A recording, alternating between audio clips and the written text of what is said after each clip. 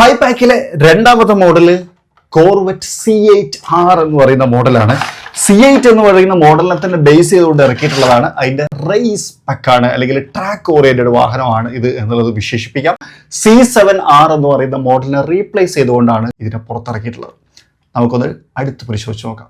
ഡീറ്റെയിൽസിലേക്ക് വരുന്ന സമയത്ത് ഫ്രണ്ടിൽ ആ ഒരു ഡീറ്റെയിൽസ് കാര്യങ്ങളൊക്കെ ബ്ലാക്ക് കളറിൽ കൊടുത്തിട്ടുണ്ട്. കോർവെറ്റ് എന്ന് പറയുന്ന ഒരു ബാഡ്ജിങ് മുകളിൽ കാണാം. ലെഫ്റ്റ് ഹാൻഡ് ഡ്രൈവ് ആണ്, ഫുള്ള് ഗ്ലാസ് ആയിട്ട് കവർ ചെയ്തിട്ടുണ്ട്. പിന്നെ അതുപോലെ എഞ്ചിൻ സ്പെക്ക് ഒന്നും അങ്ങനെ ഡീറ്റെയിൽ ആയിട്ട് കാണുന്നില്ല. ഈ ഭാഗത്താണ് എഞ്ചിൻ വരേണ്ടത്, പക്ഷെ അത് പ്ലെയിൻ ആക്കിയിട്ട് കൊടുത്തേക്കാണ്. ഗ്ലാസ് ഒക്കെ വെച്ചിട്ടുണ്ട്. സ്പോയിലറിന്റെ ഡീറ്റെയിലിംഗ് നന്നായിട്ടുണ്ട്, എനിക്ക് അത് ഇഷ്ടപ്പെട്ടു. വീൽസും രസമുണ്ട്, പ്ലാസ്റ്റിക് തന്നെയാണ്.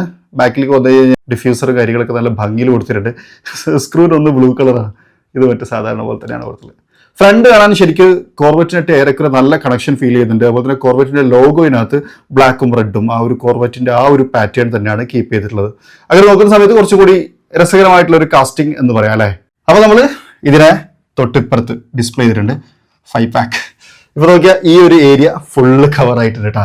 ഇനി ഞാൻ ചെയ്യാൻ പോകുന്നത് അടുത്ത ഈ ഒരു ലൈനിനെ ഇതേപോലെ കവർ ചെയ്യാന്നുള്ളതാണ്.